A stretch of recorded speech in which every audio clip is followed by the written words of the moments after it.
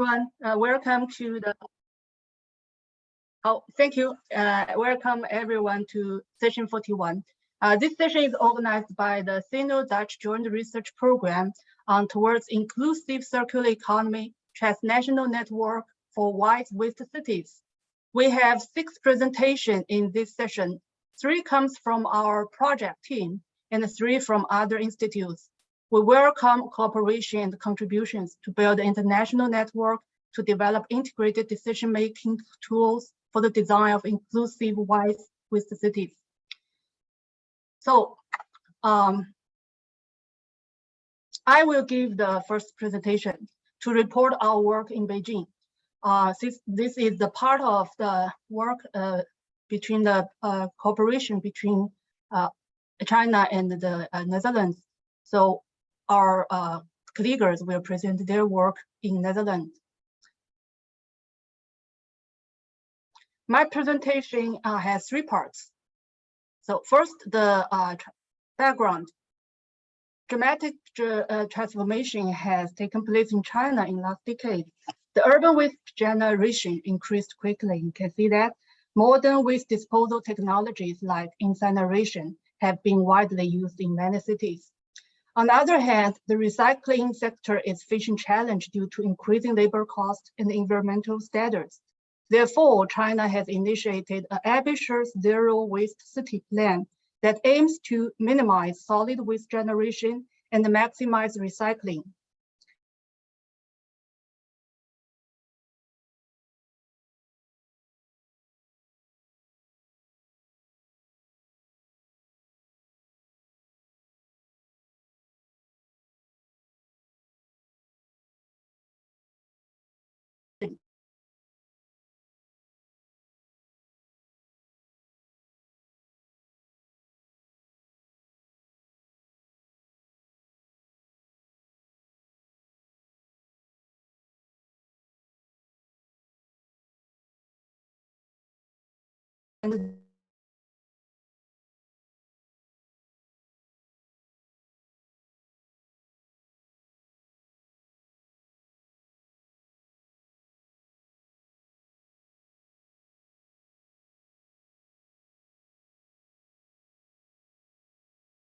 So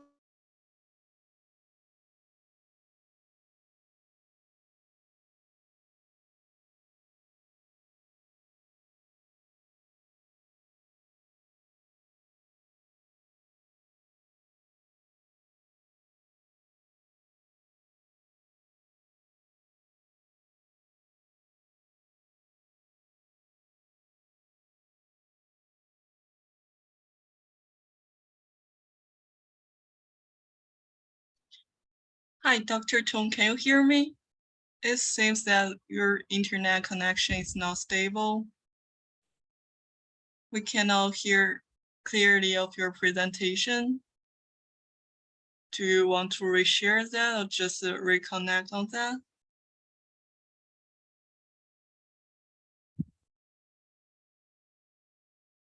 Can you hear my speaking voice?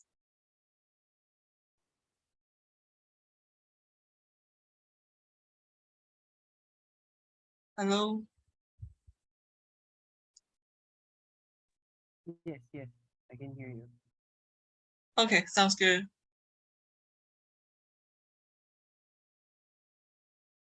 I think you can reshare the screen and maybe close the video. That may save some internet speed on that side just from the just from the voice that to do the present, and you can reshare the presentation slides and we can try for this time.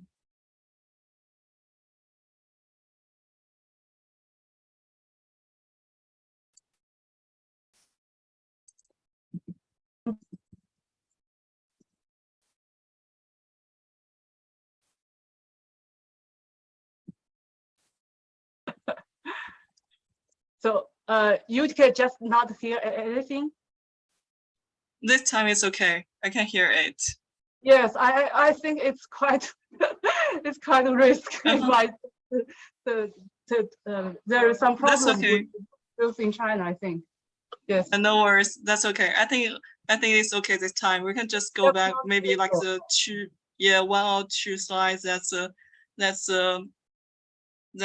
size that we are not clearly hearing from your presentation. So here, this one. I mean, we Yeah. have standardized the 4-stream infrastructure with the sorting in cities now in Beijing. And then the investment and public support has induced many new technologies and new business model developed in urban recycling. So let's come to here. From this trend, we identify the divergent paths for upgrading of urban recycling sectors. The horizontal dimension shows the 2 types of new business models. So one is facility-oriented, which use the intelligent technology to save labor cost in collection. And the other is the upgrading of the informal recycling, traditional informal recycling to provide face-to-face service to collect the household recyclables. The vertical dimension represents the impact of special allocation of infrastructure facilities in recycling in cities compared to the standard municipal waste disposal facilities.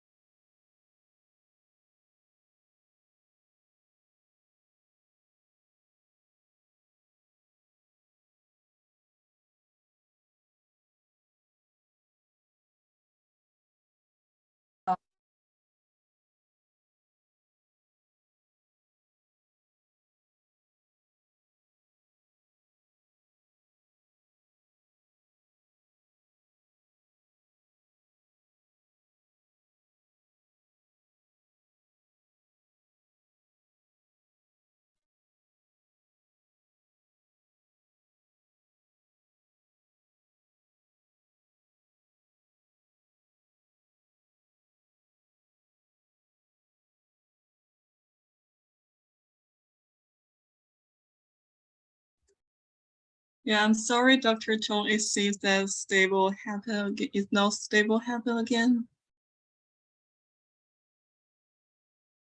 It seems that the audience could not hear that clearly from your side.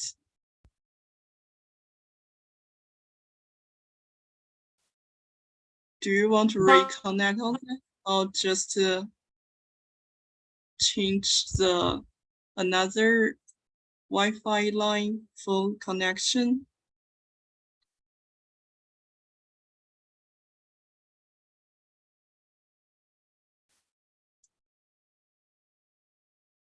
Or you can use like some telephone has the Wi-Fi connection for the hub point that can bring some Wi-Fi signal on that.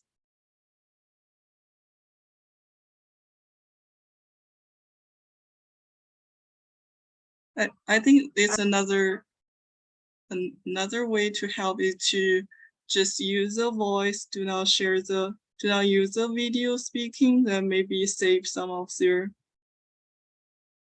speed of the line from your side, that helps the connection of the website. Or do other audience have some options or the suggestion on this one?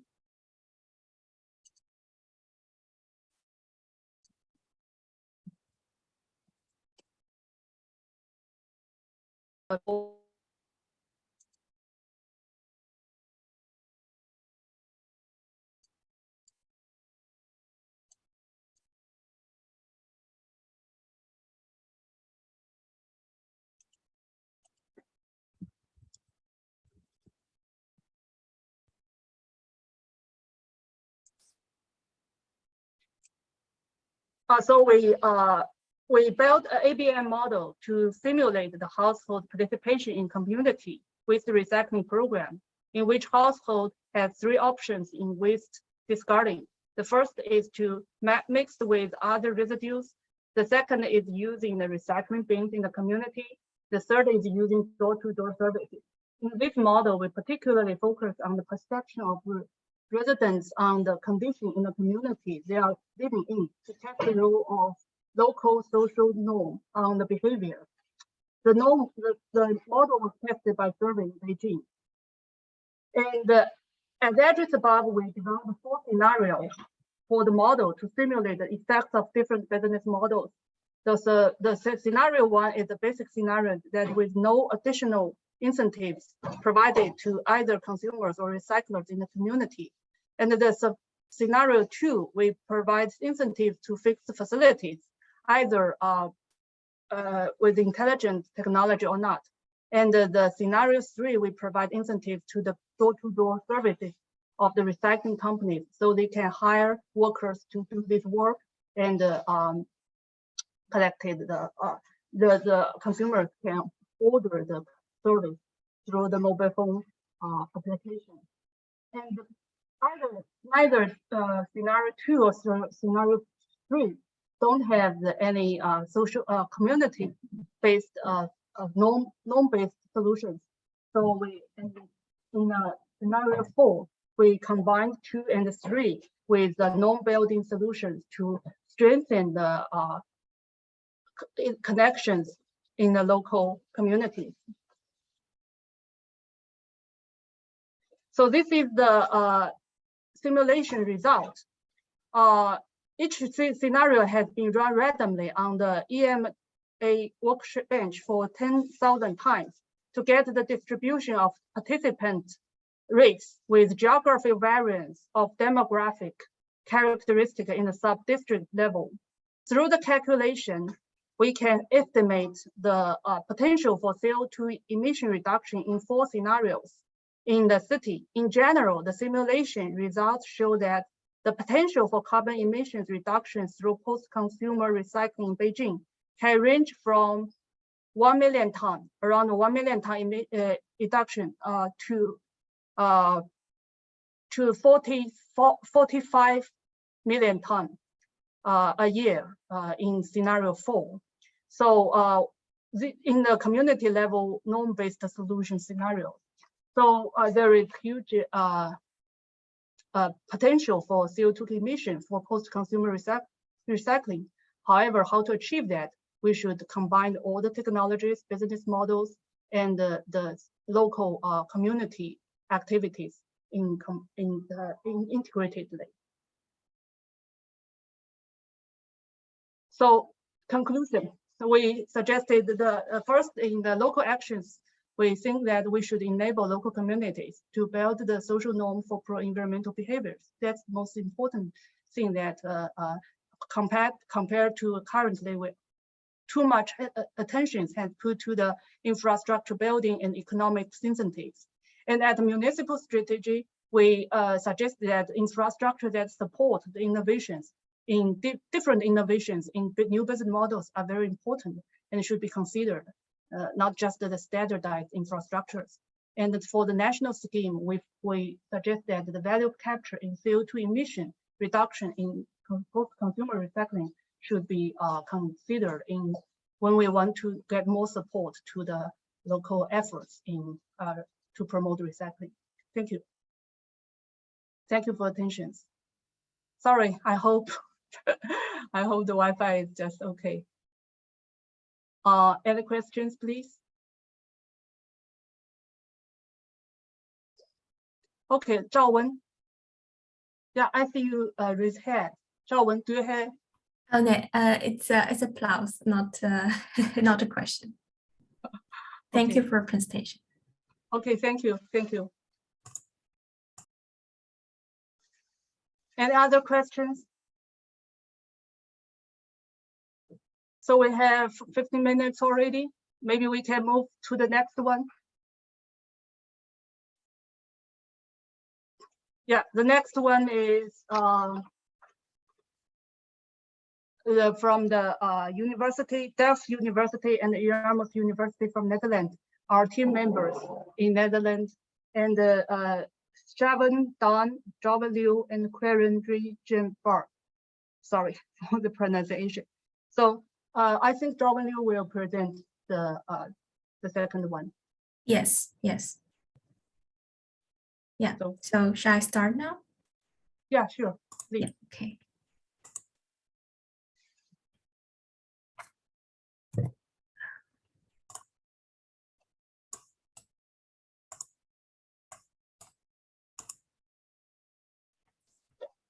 Okay, can you see my screen here?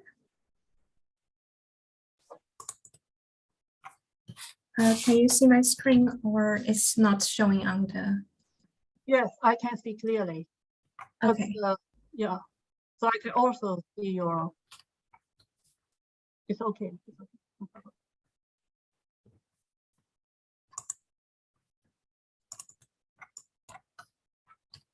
Yeah, I mean, you can only see the main screen or there's a sub screen aside.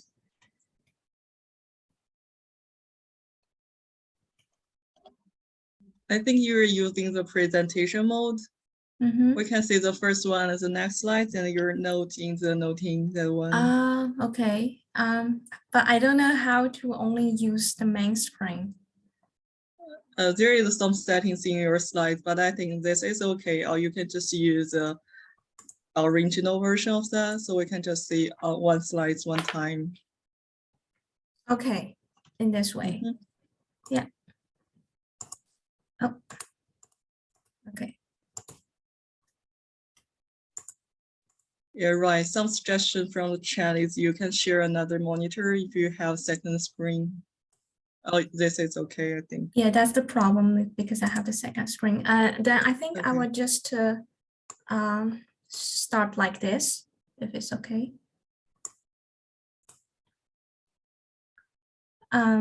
Yeah, so thank you, everyone. My name is Zhao Wen, and I'm here on behalf of my colleagues, our research team, to present an conceptual study about circular cities. About circular cities and circular economy, these are very popular topics in both research field and in practice. About circular economy, it's about reuse, refuse, rethink, reduce, etc., to less the material resource in the system. And also we use repair, refurbish, remanufacture, recycle, energy recovery, etc., to let less waste out. And this is circular economy. Circular cities is to apply circular economy in a more specific area, which is the cities. And so we have observed that multiple definitions around circular cities, but there's no established definition exist. And as a city label, circular city has been widely used globally, but there's no standard framework or definition of this concept. So we have our research question here. Based on the existing definitions, what are the key elements of a circular city? And how can a circular city be comprehensively defined? To answer the questions, we conduct literature review in scope by searching Scopus. We first use the search query, the circular city, circular cities, and circular economy. And we have done this in April this year. We only search English, and articles are retrieved from 2018 to 2022. So we want to read more recent concepts. And we removed duplication, and those non-peer review conference papers are removed. So in total, eventually we have 21 definitions retrieved. This is the inductive coding procedure we have used because we didn't know beforehand what to find as important elements in circular city. So we use the inductive coding procedure. And this procedure was first used by Kurzweil in 2004. We have more than one researchers already have the basic knowledge about what is circular city. So different researchers have conducted the same coding process. In this way, we can ensure a proper meaning making of results.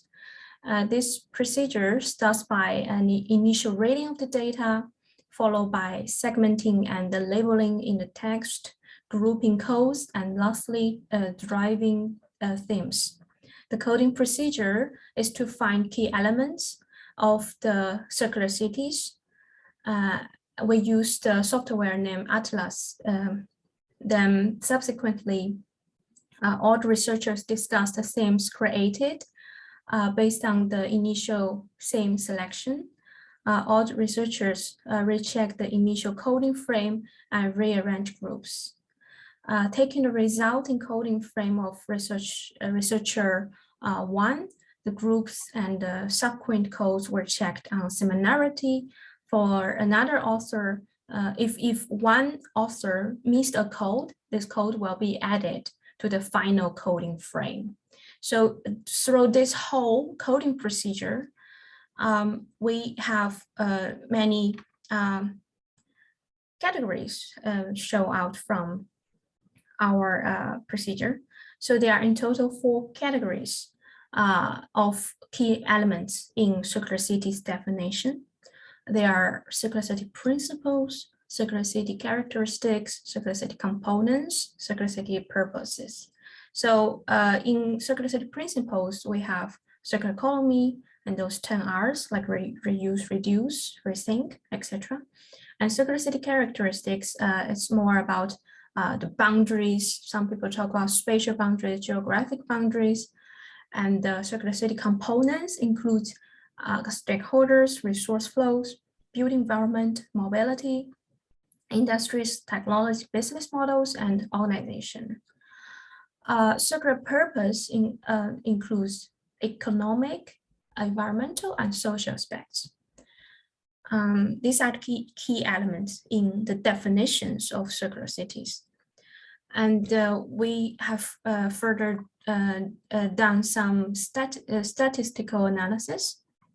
And these are the results. We identified the amount of definitions that cover the subcategories first. Based on these results, we can go back to the definitions and quantitatively assess the content. Let's just highlight some results. Besides the well-known 10R strategies, we also have renaturalizing the city, redesign of industry, etc., and improving efficiency and resource sharing. In total, around 40% of definitions refers to the boundaries of the circular city. From definitions follow different type and reach of boundaries. For example, some definition mention the circular city has spatial and functional boundaries, and some mention about regional development. And about 60 of the definitions include resources that are covered in the city. Yeah, so those are the highlights. So eventually we developed this kind of conceptual model of a circular city with the key elements, which is the system description components, including stocks and flows. Stocks are man-made, social, culture, human nature capital, flows, energy, and resource. And of course, stakeholders and local organizations are involved in this stocks and flows.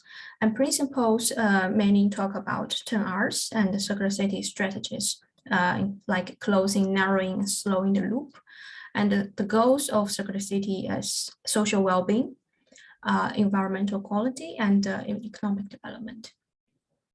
And then some discussion, circular city principles different R strategies of urban capital and cross-boundary material, water, and flow.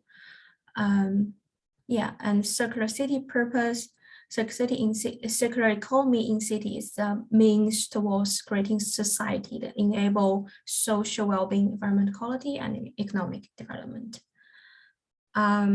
Yeah, I think because of time, I will just skip those details and finally give our definition of circular city.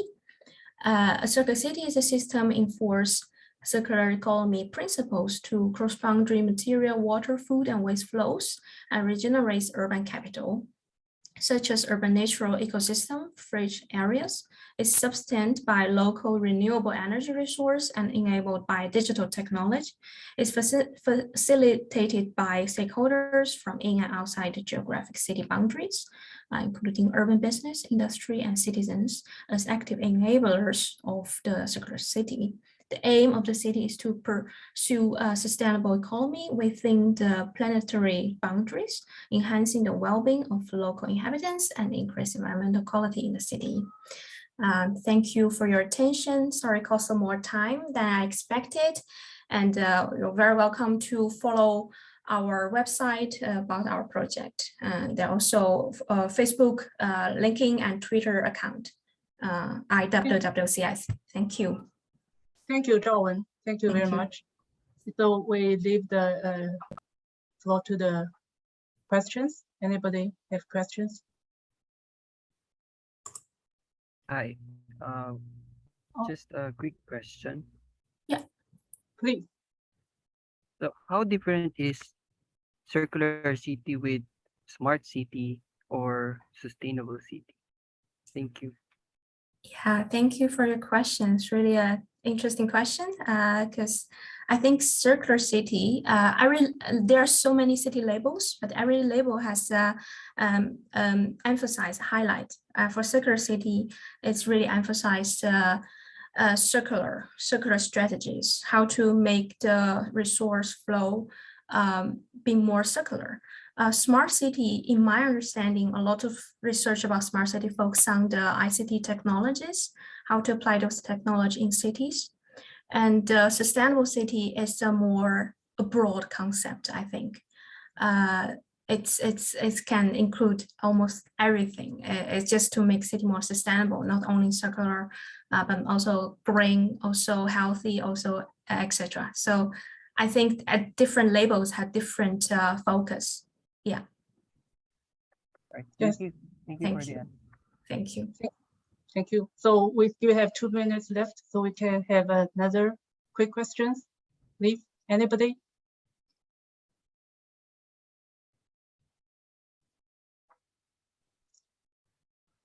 Or maybe I have one question, very quick question. Do you have any difference in circular economy definition in China and Europe? Yeah. To be honest, I think in our samples, the definitions we collected from literature, most of definition from Western view.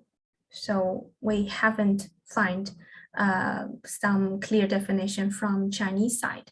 But this is definitely a very good future study point, I think. Okay, Yeah. thank you. Thank you, Professor Tong. Yeah, so let's move on. So Yeah. can you, can you stop sharing? Good. And the third one, Chen Feiyu, Xiao Gu. They will play the pre-record. Really? Chen Feiyu, yeah, I see you have been here. So will you play the pre-record? Okay, so.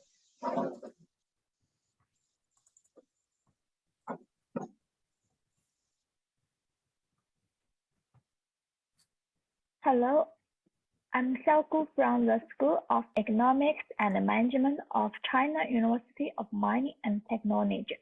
It's a great honor to be able to report at this meeting. The topic of my report is the temporal and spatial characteristics and influencing factors of carbon emissions from municipal solid waste in China. I will explain this research in 4 parts, including background, research methods, data analysis and results, conclusions, and suggestions. Let's look at the first part of the research, the background of the research. Global warming caused by carbon emissions poses a serious threat to the sustainable development of human society. and has generated widespread concern in the international community.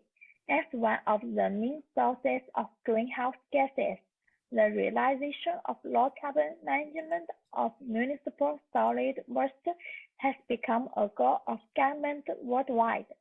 In this context, it is important to identify the main factors influencing carbon emissions from municipal solid waste. When we review the previous literature, we found that most scholars studied the carbon emission of solid waste through time evolution analysis or spatial evolution analysis. These studies have expanded the breadth and depth of the research of municipal solid waste carbon emissions, but the pattern of carbon emissions in reality is complex, and a temporal or spatial analysis cannot accurately characterize the carbon emissions from waste. It is necessary to combine a temporal and spatial analysis in a unified framework to identify the spatial differences and the temporal dynamic characteristics of waste carbon emissions. At the same time, identify the main factor influencing carbon emissions from waste is of great significance for the formulation of regional low-carbon management strategies based on the characteristics of temporal and spatial evolution of municipal solid waste.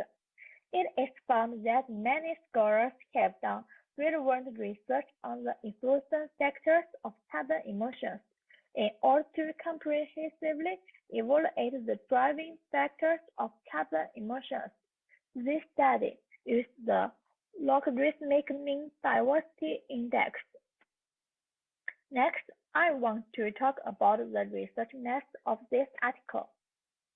To carry out this research, we must first calculate the carbon emission of solid waste. The carbon emissions from municipal solid waste treatment by landfill and incineration were calculated using the formula recommended in the 2006 IPCC guidelines for national greenhouse gas inventories. Another key point of this research is to measure the computation rate of influence effects of carbon emissions.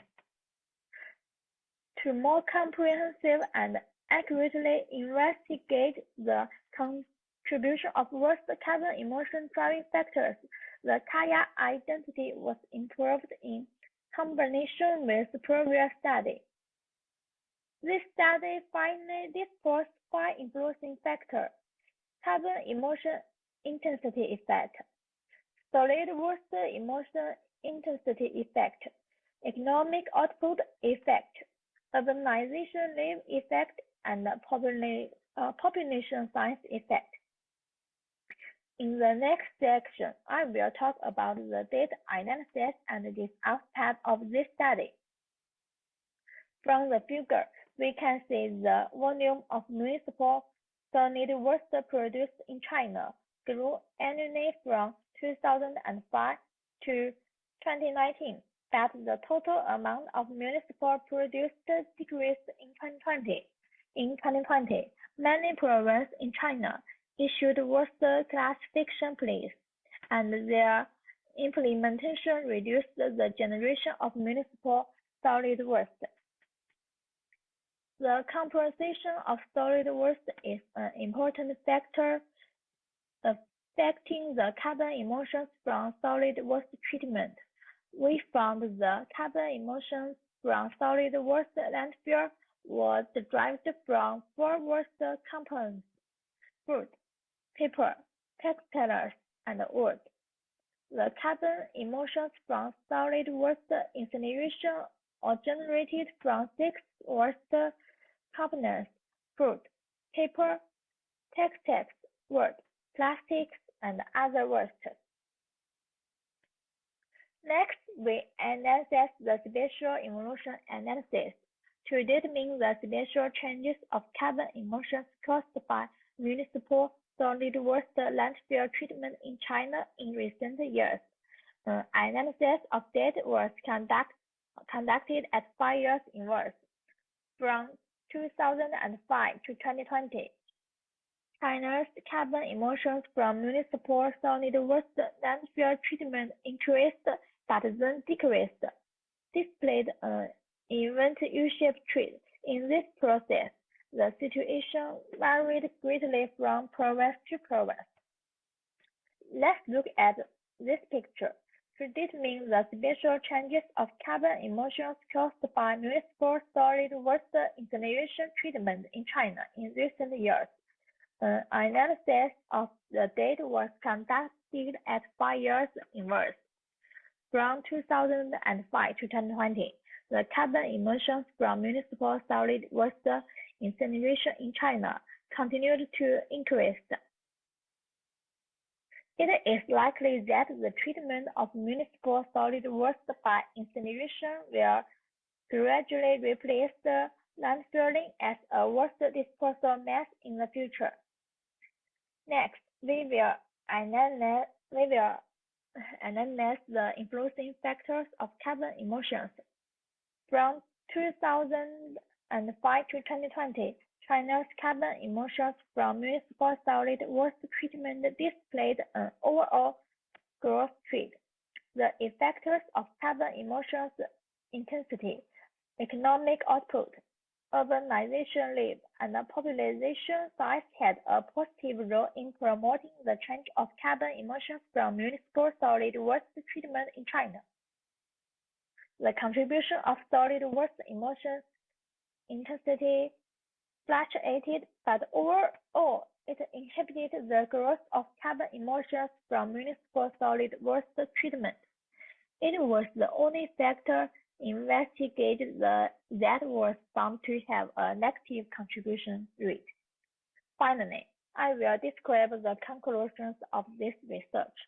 First, over the past 15 years, municipal solid waste production and carbon emissions displayed an upward trend, and the overall carbon emissions displayed a geographic pattern of high in the east and low in the west.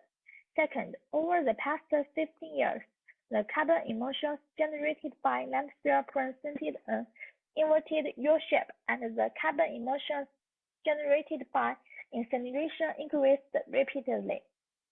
Third, among the different waste components responsible for carbon emissions, food waste accounted for the largest share of the total carbon emissions.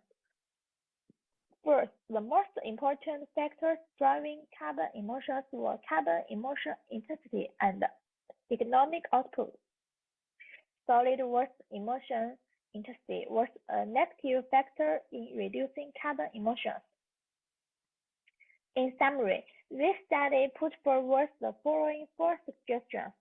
First, unified the waste management methods will not meet the current requirements for environment protection. It is therefore necessary to build a packaged solid waste treatment system according to the characteristics of different regions. Second, food waste and plastic waste are the main source of carbon emissions from municipal solid waste, and the special treatment of food waste and plastic should be the focus of any carbon reduction plan. Third, to reduce carbon emissions, the government should encourage the evolution and upgrading of municipal treatment technologies. First, policymakers should encourage the use of recycled products to reduce the amount of waste generated at source. That's all. Thank you for listening. Thank you. Thank you. We can move to questions. Any questions from the audience, please?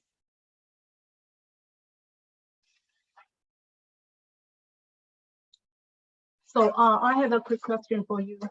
Do you have any recommendations for the food waste recycling or disposal as you have pointed out that this is the largest contribution to the carbon emissions of the municipal solid waste.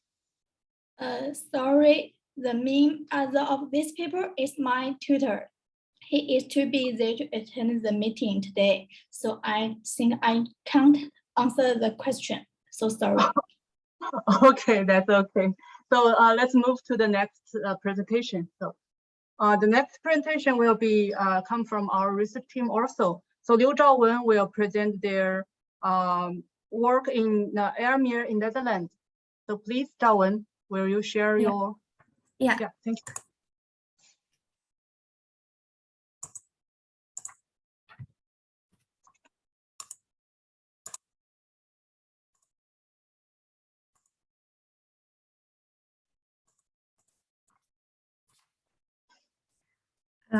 Hello, can you hear me? Yes, Yeah, very clear. great, thank you. Hello everyone, it's me again. But now it's another case study research. I hope it's gonna be more interesting. Yeah, so the topic is about towards inclusive and circular urban waste management, mapping the waste infrastructure system in Almere, the Netherlands.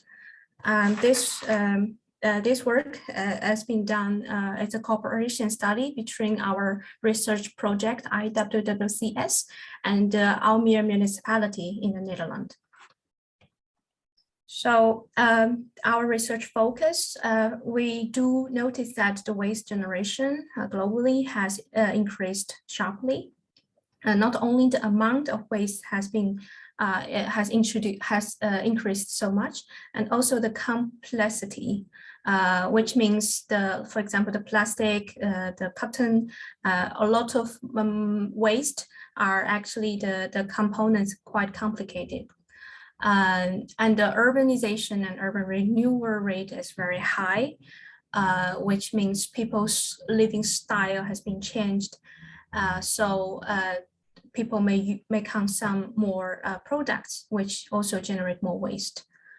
So a primary key to addressing the waste management challenges is to develop an municipal solid waste infrastructure system that match the future waste generation scenarios and sustainable development goals. This study aims at answering the following questions.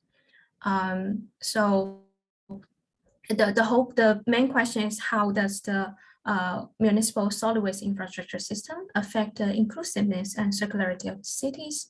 Then we have several sub-questions based on case study. What is the system in Almere? And what are the actors and factors that enabled the formation of the system? And how does this system engage and benefit actors? Of course, this question is about inclusiveness. And then how does the system contribute to improving the circularity in cities? Based on those questions, we also first need to understand several concepts. The first one is urban circularity. Based on the current existing literature, we think urban circularity is actually a common goal of municipal solid waste infrastructure, because the high density of waste recovery facilities can lead to a higher recovery rate. And better design of waste collection and recovery facilities can lead to early stage of waste recovery. Advanced circular economy technology and initiatives need responsible development of the required infrastructure in advance. And also waste infrastructure is not only they have two sides of symbolic role. The first one is represent waste and environment on the one hand, and also the culture, cleanness, order, and pollution on the other hand. So if you think about waste infrastructure, most cities say they're gonna improve their waste management to achieve a circular economy in the city.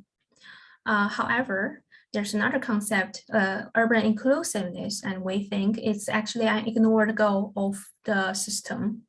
But actually it's very important, because some literature already find out that the public acceptance of building waste infrastructure is actually a challenge, because many communities, they don't like waste infrastructure. They think it's dirty, it's pollution, and it's smelly, etc. Also, social cooperation is needed in realizing the function of waste infrastructure, because waste infrastructure is not something just to be very functional like road, because I think everyone know how to walk, but not everyone know how to separate their waste correctly in those waste infrastructures. Then the improper waste infrastructure may pose safety and health risks to residents, such as landfill. It's actually very pollution, not only to the soil, but also to the air around that landfill site. So these are the urban inclusiveness issue may caused by waste infrastructure, but not many study have talked about this issue. Then we use some theories to describe, because we call it a system. So how do we describe this system? I think, first of all, social technical systems. This system, this concept has been proposed in 1960s, and means systems involve complex interactions between people, machines, and context of the work system, which I think is very much the situation in waste management, because the infrastructure facilities are machines. We can think it's as physical facilities, and people's behavior have very high impact on the function of the system. Same time, we also use system modeling. Three P, which is people, process, product model, was developed in 2019 by John and Ronald. And in this system, they describe the good functioning of the system cannot be done without people's behavior, like human reliability, training, health, etc., and the interaction with the process. The process means system engineering, operations, project management. Basically, the process is the rule. How do you use the facility? And then the products. The products are the fundamental engineering science. So we use those two theories to describe our, to develop our system. This is a very initial conceptual framework. You can see there are several infrastructure, 1, 2, 3 until N. Those could be like waste containers, waste separation facilities, waste recovery facility, etc. And the green arrows means the waste flow goes through those infrastructure. However, the waste flow cannot go through those infrastructure automatically. People are very involved in the system, and the people, there are, we think through literature review, we think there are in general 3 groups of people, commercial and industrial cooperation, like companies who do the recovery business, and the municipal management. These are government people. They make the decision and they decide policies, and the social engagement are the people, the residents in this area. So those actors, they work together to, they have actions on this infrastructure. And the whole process can be divided into waste generation, waste collection, transportation, waste separation, reuse, recycle, recovery, and disposal. If this system goes perfectly, then we think it can achieve circularity, because through, for example, less waste generation. In this way, you narrow the resource using. And if by reuse and recycle, you also use things longer, this is how we can achieve circularity in cities. And by allow those different actors to cooperate together, it can also achieve inclusiveness, because you can enable everyone to participate at the same time to benefit people equally. This is a very initial model. Then here's the case study. City of Almere is one of the fastest growing cities in Europe, which aims to be energy neutral and waste-free by 2022. The municipality of Almere has initiated and participated a lot of initiatives and projects, such as City Zero Circular City. In this project, there are 30 circular cities in Europe. Almere is one of that. Almere 2.1 is their goal to get whole city updated, and Almere Green and Healthy, also Florida 2022. So by those initiatives and projects, Almere is really trying to become an energy neutral and waste-free city. So which makes it a really good example to let us understand how the city achieve circular and inclusiveness by waste management development, especially by develop their waste infrastructure. So we have some on-site survey in the city. There are different containers for low-rise and high-rise houses. Those small containers with rows are in low-rise communities, and the big containers and the underground containers, which is on the right hand on the top. The black one is actually is connected to the underground big container. So this different system allow people to separate waste when they dispose it from household. This in Almere, waste are in general separate in paper, PMD, which is plastic, metal, and the drink bottles, and bio waste, then the rest. So which means plastic waste actually not separated in the source.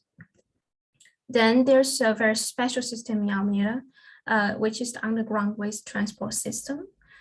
This is the first one in the Netherlands, second one in Europe. You can see at the above ground areas look exactly the same as normal containers, but underground there's no big container. There are pipes connected to 15 kilometers away. There's a waste collection center. So during the transportation process, all the waste keep being separated. And the energy to push it, the system is to use air force, air pressure to push the waste to the collecting center. The next one is Upcycle Centrum. It was built in 2018, and it can separate waste into 48 types. And the special thing is this this upcycle center also support entrepreneurs who transfers waste into new products. For example, on the right hand, the first one is a little company. They use metal from electronic waste to create jewelries. And then, so based on what we have seen, this is the waste collection and transportation system. There are low-rise, high-rise buildings to generate waste. Then waste are separated into bio-waste, paper, PMD, glass, bulky waste, and the rest. Then, of course, after you collect waste, waste does not disappear automatically. There's another recycling or post-separation system. because I have said that the PMD waste actually is combination of plastic, metal, and drink bottles. So you still need to separate it further. And this municipality have made a decision to use post-separation system because they think it can improve the separation rate in this city. There are also other waste recovery companies from, for example, bio-waste, also from paper and glasses. There's the municipality invest incineration company named HVC. It generates energy from burning waste. Then the last part is the landfill site, because the law in Netherlands, all the landfill site need to be closed before 2008. So this landfill site named Brambergen also was closed, and now it's actually it's a project of the initiative named Introduction Sustainable Landfill Management in Netherlands. So this landfill site now become, for example, a cycling area, which means you can bike there, and it's all look natural views. And also some companies can extract gas from this landfill site. So it's become more green and sustainable. So from this part, we can see the waste transportation and waste recovery system. But you can see a lot of waste recovery work have been done by commercial companies, not only the municipality. Then finally, this part has been commonly ignored actually, but it's also very important. This is the community-based facilities and activities. So people, residents in Almere, they also work together. They build warm hotels. It's for bio-waste composting. There are earthworm living site, and they pick the waste from the street voluntarily. Also, there are some people repair your facility equipment, and they have secondhand shop. You can buy very cheap but still good quality clothes from this kind of shops. So those are actually also community-based facilities. They are organized voluntarily by the local residents, but it's a very good compensation of the system. So yeah, that's the last part. So if we put all the puzzles together, we can see the whole system in Almere look like this. We have social engagement is the last part. Also municipal management and commercial and industrial cooperation. So these three groups work together, with, which make the infrastructure system functional. There are some discussion. So traditionally, infrastructure are considered to be top-down initiated, centrally controlled, provide public service, but our study shows that waste infrastructure can also be initiated by residents that recognize the needs for their community and companies that discover new business opportunities. And second, social innovation plays a very important role in waste infrastructure development, such as the warm hotel and the repair cafe. Infrastructure development is not only about physical or functional changes, but also about how the society accept, use, and develop it. And finally, we evaluate the inclusiveness and circularity, how those two indicators has been influenced by the development of waste infrastructure in Almere. So thank you for your time, and the questions and comments are very welcome. Professor Tong, you're muted. Yeah, okay. Thank you, Zhaowen. The Netherlands is pioneered in circular economy in Europe, so the experience is very enlightening, and it's very good for. Thank you very much for sharing with us. Actually, I just heard that the last presenter has been present their report yesterday, so we will have more time in this session, so we can still have questions for this one. So Any questions from the audience?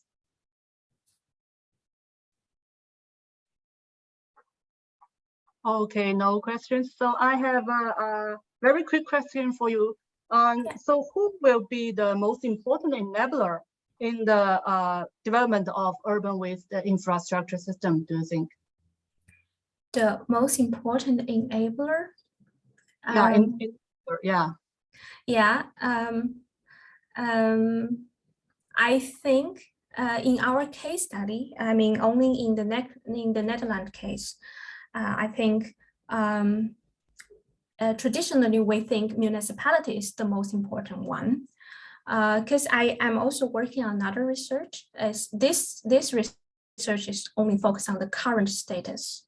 But if we talk about enablers, it's more about the transition process. So it's a dynamic process. It's another research. So I can also share a little bit here, because in that research I realized I read some historical document in Almere, the city, and I realized in like 50 or 70 years ago, in 1950s in Netherlands, actually a lot of waste like paper were also collected by individuals and small traders. So it sounds a bit similar like what is happening in China, for example. It's very interesting. But after 1960s in Netherlands, the government, the municipality played a key role in waste management and of course waste infrastructure. So if you ask me this question before this study, I would say municipality played a key role. But after this study, I also realized the residents, the people who live there, they play even a similar level of role in the development. Because, for example, the investment of the I have shown this this system, underground waste collection system. This is a very expensive system, and in Netherlands, in Almere, this system is paid by the local resident, not the subsidy from the central government, etc. It's only paid by the local residents. So you really need the people to stand with you, to agree with you, and then you can make this happen. So it's not only the municipalities, the people also play a very important role.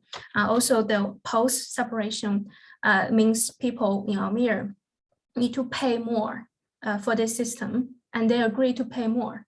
So yeah, which make them, this is all about infrastructure. Also, I think those activities, like they do it voluntarily, it's also very important. So overall, I think people's residents in the city also, they even play a same role as the municipality. Yeah. Thank you very much. That's really encouraging. Yeah, thank you. Thank you, Professor Tong. Yeah, so so we can move to the next presentation. Yeah. So Hans Brokerman, Dr. Hans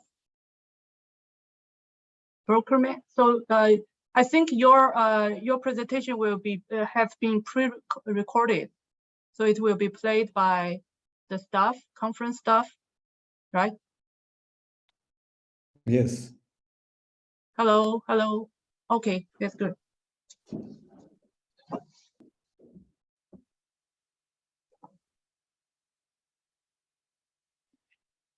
Hello, everybody. My name is Hans Brugman from the Open University in the Netherlands, where I'm doing my PhD. And this work is on designing a dynamic simulation model to diagnose root causes of failing urban waste collection in developing countries.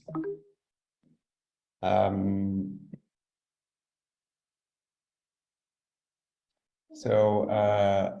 was the reason for this research? The observation that in low-income countries, but also middle-income countries, less than 50% of the urban population is not serviced with waste collection, and often the waste that is collected is dumped just outside of the cities. So the research question is, what are the main factors influencing this failing performance of waste collection in developing countries? The research approach was pretty straightforward. We started off with a review of literature that was published in Sustainability. And then we went on with modeling. I'm going to talk a bit more about that, which was also published in Waste Management and Research. Right now, we are working on validation of the model, and the final stage will be the application in a case study. But maybe first some review conclusions. It turned out that most of the research in this field was on symptoms and not on the root causes of the problem. If you go to the, if you want to find the root causes, then you have to know about the city's system, which is a result of a complex and very dynamic relations between a large number of variables that are often non-linear. These variables are not only technical and financial, but also political, economic, organizational, and social. And probably system dynamics modeling may be the most useful method to address such a system. The modeling, the aim was to make a holistic model that can be used in the diagnosis, but often holism leads to complexity. So the challenge was to reduce complexity without losing validity and usability. Qualitative analysis is used to understand and to test the system for any inconsistencies, and then this type of analysis is also used for simplification. So the order was causal loop modeling, then qualitative analysis, and then model simplification.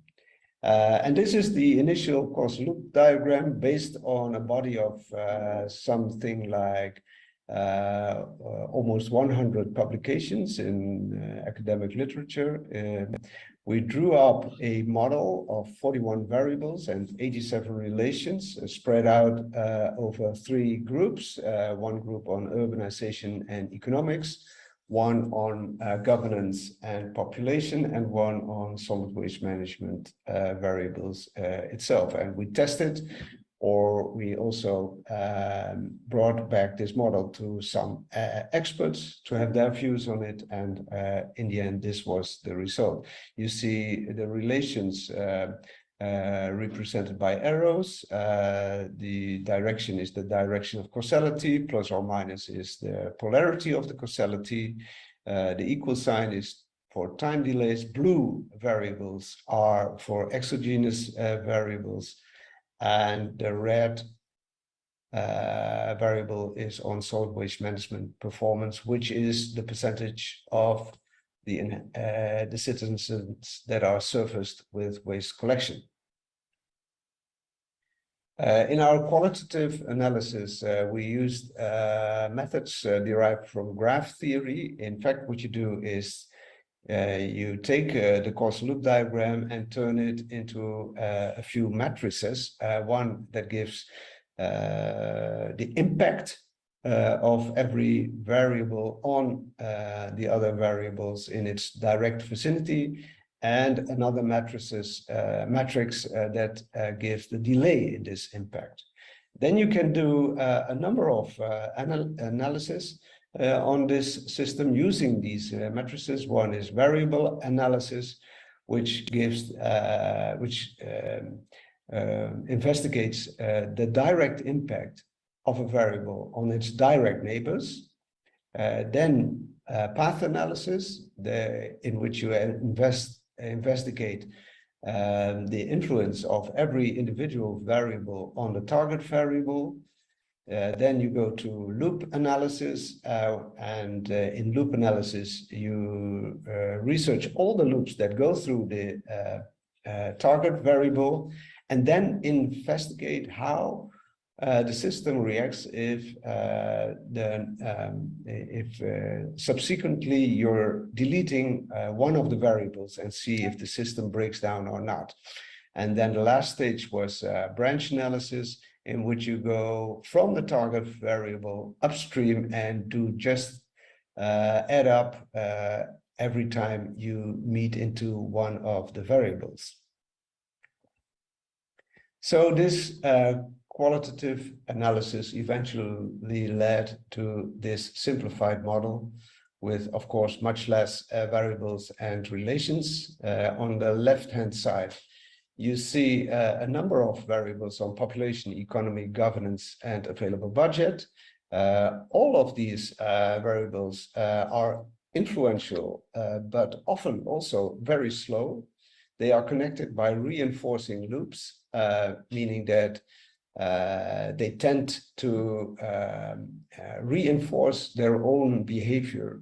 And they are all positive, meaning that a positive change, for example, in economy, also fires back on economy in a positive sense, but also the other way around. Exogenous impulses may trigger the system upward or downward. And on the right-hand side, you see more or less the symptoms of the system, relatively fast processes on waste management, or with only some positive reinforcement. And then on the lower side, you see a very important linkage that goes directly from population to per capita capacity of the city for collection. And you can see that when population grows and nothing else happens, then it tends to dilute the capacity of the city to provide its citizens with waste collection. So what is the expected system behavior? The narrative is more or less the following. When populations grow, it has a strong effect because it is in close reach of solid waste management performance. If this growth also leads to economic growth, it may still be okay, but only so if they are underpinned by good governance. When this governance grows too slow, the opposite happens. It leads to budget deficits, which incite a vicious downward spiral. All in all, the system is still plausible. It still reacts as an adequate description of urban processes found in literature, although it is probably still not complete and may be a bit influenced by subjective choices.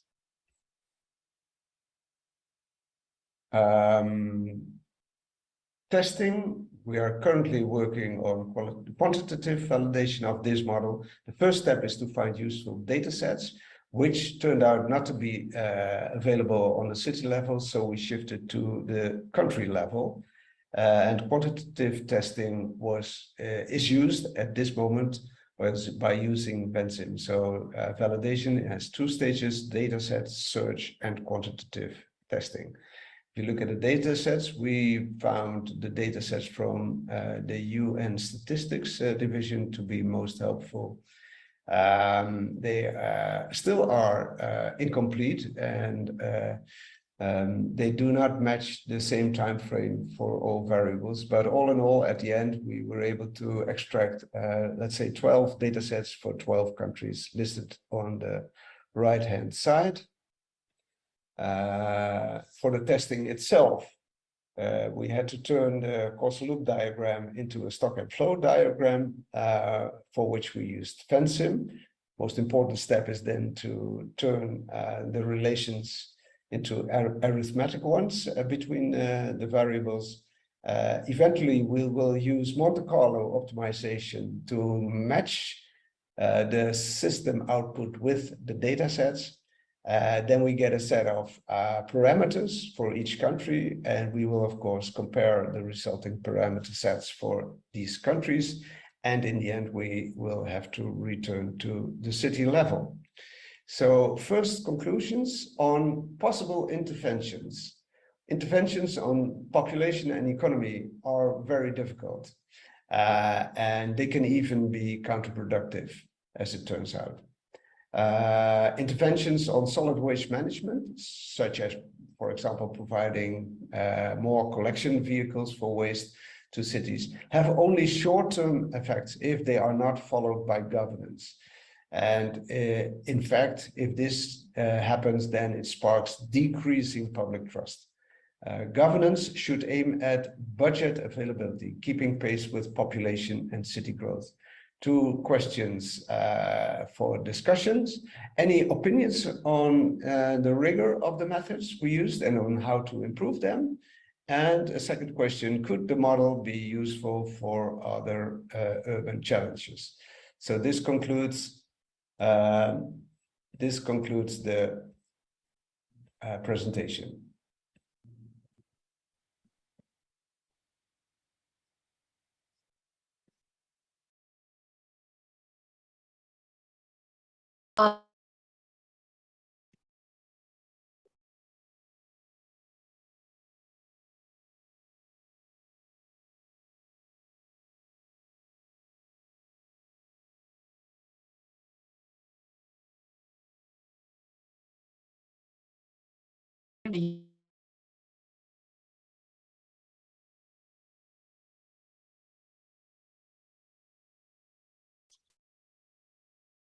Hello?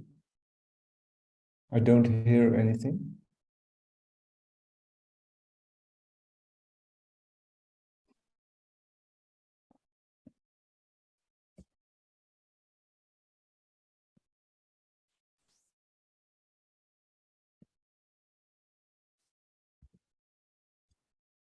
Hi, hello. I think that's Dr. Tong has an unstable connection time. So to any audience have some questions to Dr. Hans to his presentation here, you can use you can unmute yourself in the Zoom meeting. And I think the doctor could reply directly. Thank you.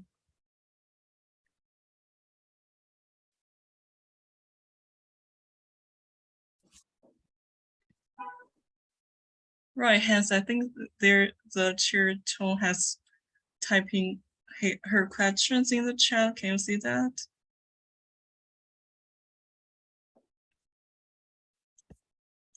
I cannot see any question in the chat. Okay, Just, the question is, the question is, does the governance of the Netherlands is it valuable to developing countries? Well, that's a two-sided answer, maybe. Yes, indeed. We have some experience in building up governance in the Netherlands, but often the situation in developing countries is much different from what has happened in the Netherlands. So it's not always usable. And most of the time, the developing countries have to find their own ways. One important question, and that's also the result of the model, the qualitative model, is that finances play a central role, which was also the case in the Netherlands. So one of the major aims of cities in developing countries is to aim at financial sustainability. So most of the time that is about introducing waste management fees and the revenues from that being earmarked or ring-fenced even for the purpose that they were meant for, which is then waste management.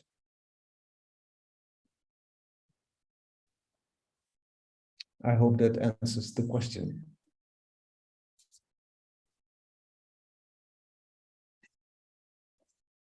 Yeah, right. I think so. That makes sense. I think that's it. Yeah, Dr. Tong says thank you to you for your answers to that one. Does anyone else has other questions? Please use chat or just unmute yourself directly in this Zoom meeting.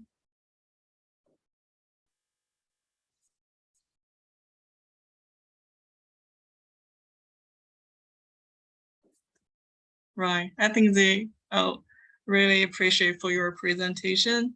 Hence, and I think if they have other questions, they may directly connect you through the emails or other options, connections from the website. Is that okay? That's very good. I will put my email address in the chat. Sure. Thank you so much for that.